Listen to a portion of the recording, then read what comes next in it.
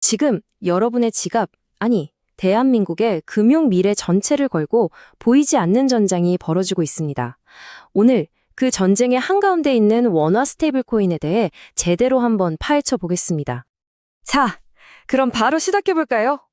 지금 대한민국의 금융심장부에서요, 원화 스테이블 코인이라는 이 새로운 기술을 두고 정말 말 그대로 총성 없는 전쟁이 한창입니다. 전쟁의 한쪽 편에는 우리가 잘 아는 전통 금융의 거인들, 하나금융이나 신한금융 같은 곳들이 딱 버티고 있고요. 그리고 그 반대편에는 이미 우리 스마트폰 속에 다 들어와 있는 네이버페이, 카카오페이 같은 거대 기술 플랫폼들이 있죠. 아니, 대체 뭘 가지고 이렇게 싸우는 걸까요? 이 전쟁의 가장 중요한 무기, 바로 스테이블 코인. 이게 뭔지부터 아주 쉽고 확실하게 짚고 넘어갈게요. 우리가 아는 비트코인처럼 막 가격이 롤러코스터 타는 그런 거랑은 완전 달라요. 이건 애초에 변동성이 아니라 안정성을 위해서 만들어진 거거든요. 쉽게 말해서 여러분 지갑에 있는 10,000원짜리를 그냥 디지털 세상으로 똑같이 옮겨놓은 그런 디지털 현금이라고 생각하시면 딱 맞습니다. 네, 바로 이 지점에서 둘의 차이가 확 드러나는 거죠. 비트코인은 아시다시피 시장 상황에 따라서 가치가 막 천국과 지옥을 오가잖아요. 근데 원화 스테이블 코인은 어떤 상황에서도 언제나 정확히 1원, 이 가치를 지키도록 설계됐다는 게 핵심입니다. 아니 근데 왜 이렇게까지 안정성에 목을 매는 걸까요? 아마 다들 기억하실 거예요. 바로 테라 루나 사태의 그 끔찍한 기억 때문입니다. 단 며칠 만에 50조 원이 그냥 공중으로 사라져 버렸잖아요. 이 사건 때문에 전 세계 규제 당국이 이건 안 되겠다 하면서 서둘러서 아주 엄격한 규칙들을 만들기 시작한 거죠. 사실 이런 움직임은 우리나라에서만 있는 건 아니에요. 오히려 한국은 미국이 먼저 그려놓은 일종의 청사진을 아주 자세히 들여다보고 있는 상황입니다. 미국 같은 경우엔 지니어스 액트라는 법이 나오면서 스테이블 코인에 대한 불확실성이 싹 사라졌어요. 그랬더니 어떻게 됐을까요?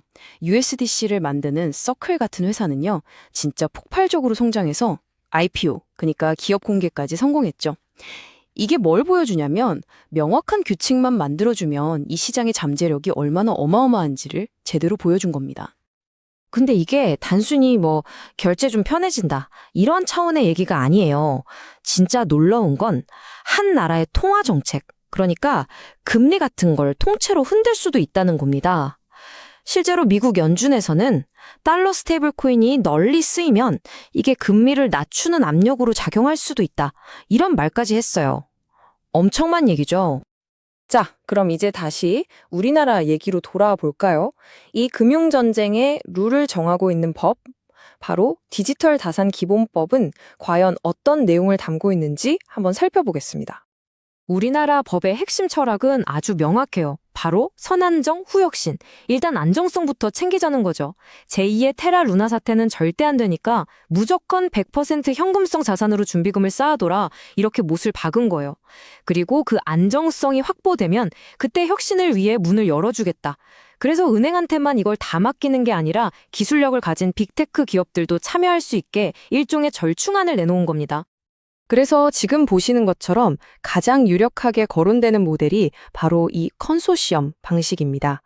은행이 51% 이상 지분을 가지면서 딱 중심을 잡아 안정성을 책임지고 그 옆에서 기술력과 수천만 명의 사용자를 가진 빅테크, 핀테크 파트너들이 49%를 가지고 힘을 보태는 그런 구조인 거죠.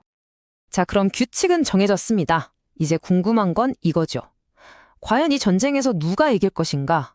그리고 승자가 가져가는 전리품은 도대체 뭐길래 이렇게 다들 목숨을 거는 걸까요?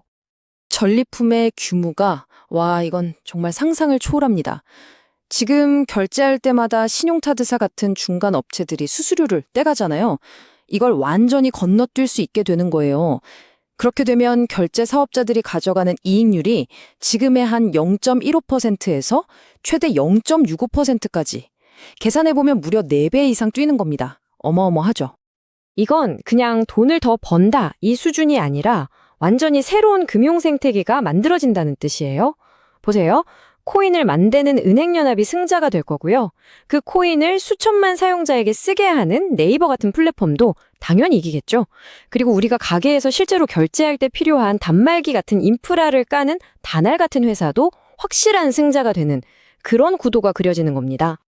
하지만 진짜 궁극적인 목표는요, 단순히 결제 시장 먹는 게 아니에요.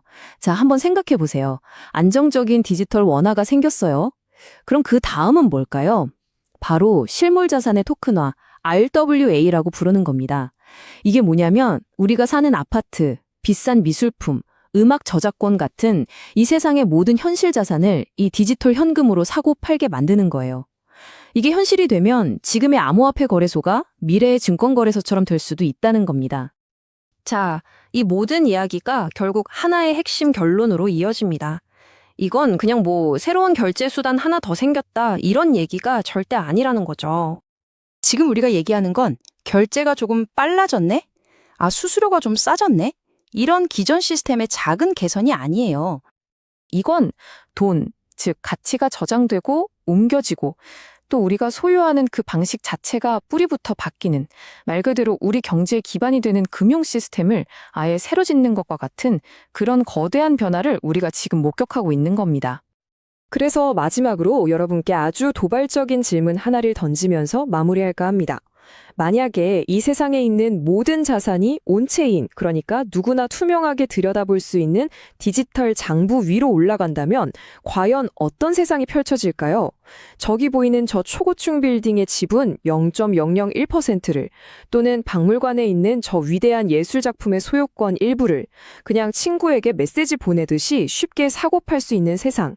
여러분이 상상하는 그런 세상은 과연 어떤 모습인가요?